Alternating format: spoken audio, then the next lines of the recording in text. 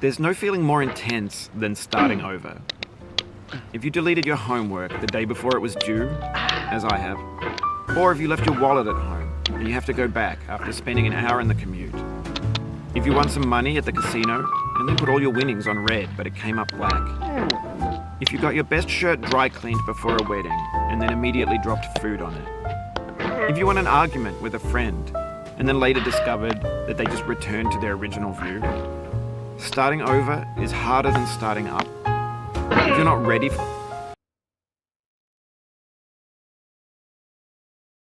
that, like if you've already had a bad day, then what you're about to go through might be too much. Feel free to go away and come back. I'll be here. Alright, thanks for coming with me on this trip. I'll understand if you have to take a break at any point. Just find a safe place to stop and quit the game. And don't worry, I'll save your progress, always, even your mistakes. This game is a homage to a free game that came out in 2002, titled Sexy Hiking. The author of that game was Jazuo, a mysterious Czech designer who was known at the time as the father of B games. And B games are rough assemblages of found objects. Designers slap them together very quickly and freely, and they're often too rough and unfriendly to gain much of a following. They're built more for the joy of building them than as polished products.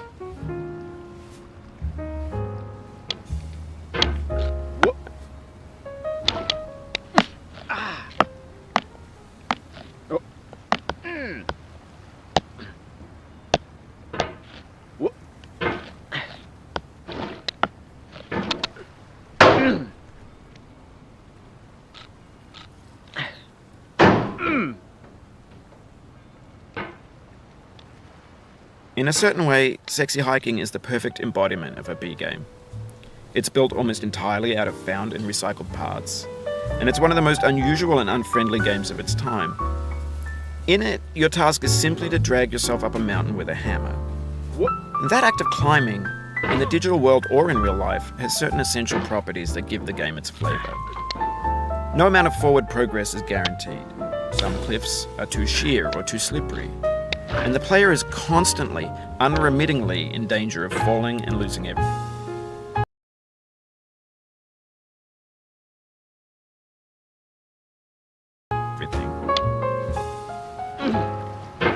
Oh, you just lost a lot of progress. That's a deep frustration, a real punch in the gut.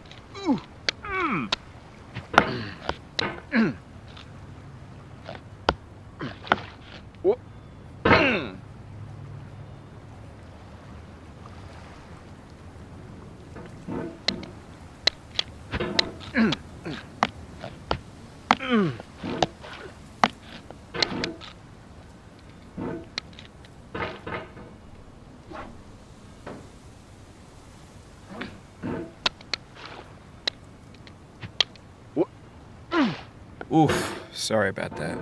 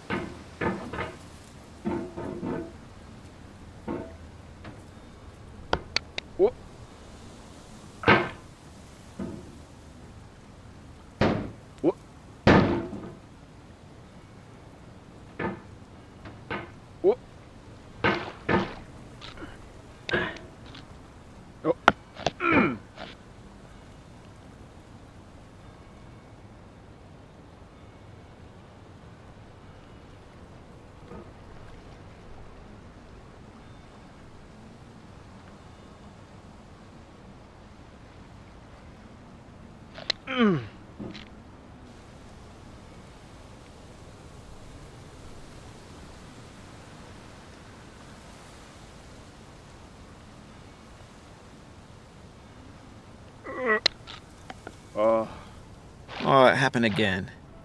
Keep on trying, don't let it get to you.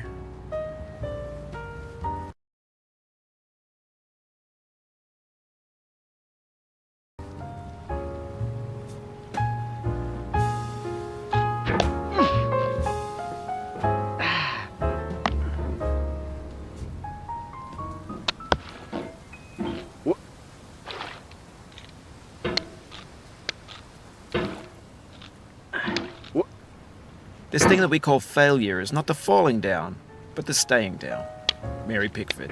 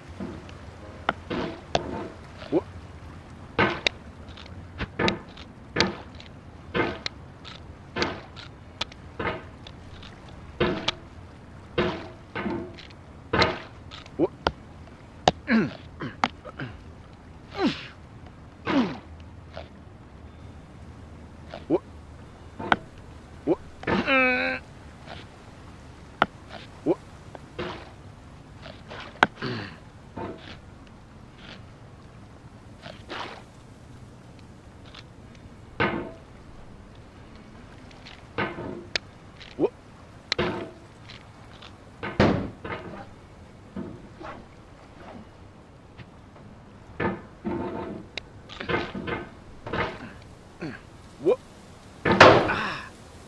Whoop. Whoop.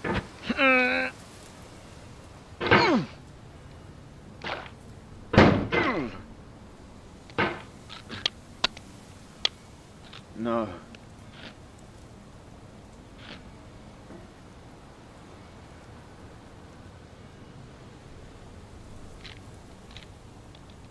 Oh.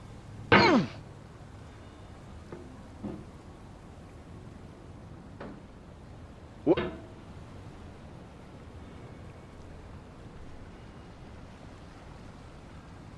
Whoop.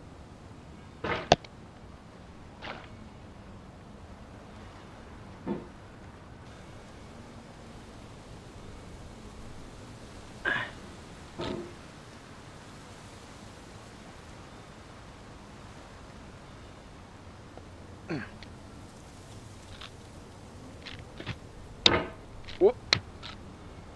If you need to take a break, it's okay. I've saved your progress. Whoop. Whoop.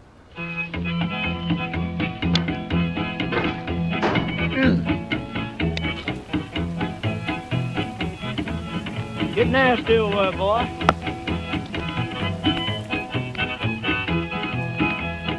Going down the road feeling bad. I'm going down the road feeling bad. Going down the road feeling bad. Anyway, when you start sexy hiking, you're standing next to this dead tree that blocks the way to the entire rest of the game. It might take you an hour to get over that tree, and a lot of people never got past it. You prod and you poke at it, exploring the limits of your reach and your strength, trying to find a way up and over. And there's a sense of truth in that lack of compromise. Most obstacles in video game worlds are fake. You can be completely confident in your ability to get through them once you have the correct method or the correct equipment or just by spending enough time. In that sense, every pixelated obstacle in sexy hiking is real.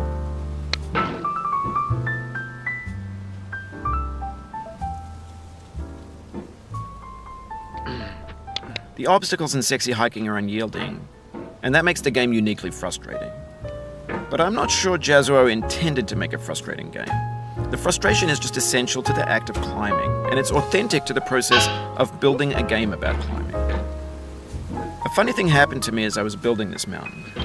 I'd have an idea for a new obstacle, and I'd build it, test it, and it would usually turn out to be unreasonably hard. But I couldn't bring myself to make it easier. It already felt like my inability to get past the new obstacle was my fault as a player rather than as a builder.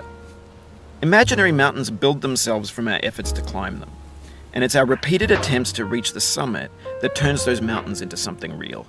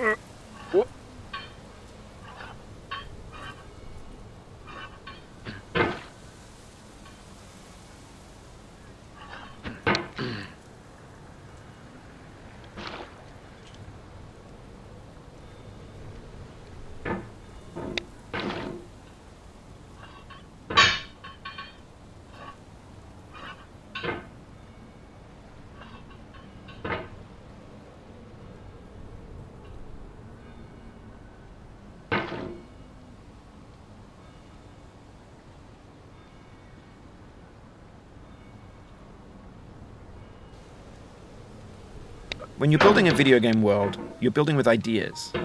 And that can be like working with quickset cement. You mold your ideas into a certain shape that can be played with, And in the process of playing with them, they begin to harden and set until they're immutable, like rock. And at that point, you can't change the world. Not without breaking it into pieces and starting fresh with new ideas.